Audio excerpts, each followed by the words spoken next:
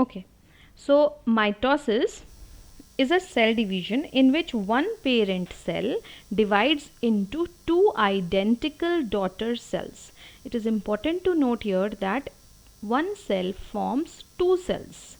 So the parent cell loses its identity and then it gives rise to two identical cells, which are now called as daughter cells. Second important point about mitosis is the same chromosome number, same normal chromosome number is maintained at each cell division. Every time the cell divides through mitosis, the chromosome number remains the same. There is no reduction in the chromosome number. That is why this type of cell division is also called as equational division. Equational, equal number of chromosomes are passed from parent to daughter cells. Clear? Now, steps of mitosis. Mitosis occurs in two steps. If the cell need to divide, first the nucleus has to divide.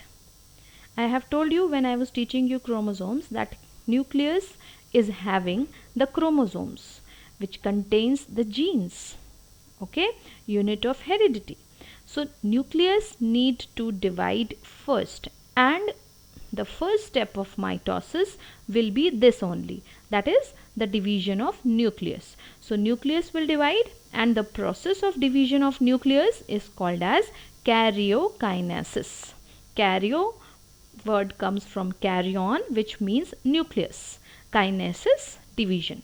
Karyokinesis, that means division of nucleus, is the first step of mitosis. What will happen next? Just imagine if the nucleus has divided into two, what else will divide now? Yes, the cytoplasm will divide now. And the division of cytoplasm is called as cytokinesis. Okay, cyto word comes from cytoplasm. Kinesis again means division. So there are two major steps of mitosis: karyokinesis and cytokinesis. Karyokinesis means division of nucleus and cytokinesis means division of cytoplasm. Now, this karyokinesis, division of nucleus, takes place in four major phases. Okay, karyokinesis, that is division of nucleus, does not take place in one step. It again has four different steps. So we shall be discussing here about karyokinesis. Karyokinesis occurs in four phases, I told you. First is prophase, then second is metaphase, then third is anaphase, and the fourth is telophase. Okay, can you see? Prophase, metaphase, anaphase, telophase. It should be in this particular order. And to remember this order, I have highlighted and given you a key. There is a key to remember, PMAT. Just like any exam, any competitive exam, CAT, MAT, whatever, you can remember the sequence as in PMAT. Prophase, metaphase, anaphase, telophase. Okay, clear to all of you? So karyokinesis takes place in four steps: prophase, metaphase, anaphase, telophase. Remembering this sequence is very much important because in boards they are asking the sequence every time. They are giving you like any phase, they will give you anaphase and they will ask you draw the diagram of the phase which comes before anaphase. So when you will understand the sequence, when you know the sequence very well, then only you will be able to draw the diagram. Clear? So remember PMAT. PMAT is prophase, metaphase, anaphase, telophase. This is one thing to remember. Moving forward on the prophase. See, it is a normal cell. What happens in prophase?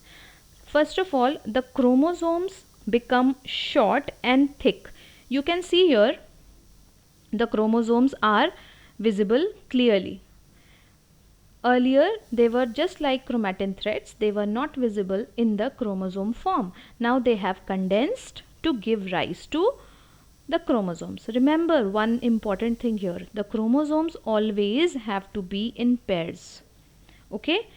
1, 2, 3, 4. I have made here 4 chromosomes, or you can say 2 pairs. We will maintain this number always. Now what happens in prophase? Just understand. The chromosomes have become shorter and these chromosomes are visible now. They have sister chromatids attached at one point, which we call as centromere. Okay, then each chromosome is already duplicated. You can see it's already duplicated. It has 2 chromatids, the sister chromatids. Then the centrosome is present in the animal cell. I am telling you about the animal cell now. After that, once we complete the animal cell, I'll tell you the differences between animal cell and plant cell as in respect to the cell division. So that will be more clear. First of all, we will study about animal cell. So it's a round cell without a cell wall. So it has centrosome also. If you can see, the centrosome has duplicated and they will move to the opposite poles. This one centrosome, this one centrosome was located here. It has duplicated. It has formed 2 centrioles and they are moving to opposite poles. One will come this side and another will come this side. Okay, so these are moving to opposite poles. Now what will happen next? The asters will be formed. The lines which you can see, these are the asters which are formed. Asters, we call them asters, and they will give rise to the spindle fibers. Spindle fibers is also an important concept here. These are working just like ropes and will be tied to the chromosomes. You will come to know further. Then what happens? The centrosome. I have told you 2 things. The chromosomes have been formed by the condensation of the chromatin fibers.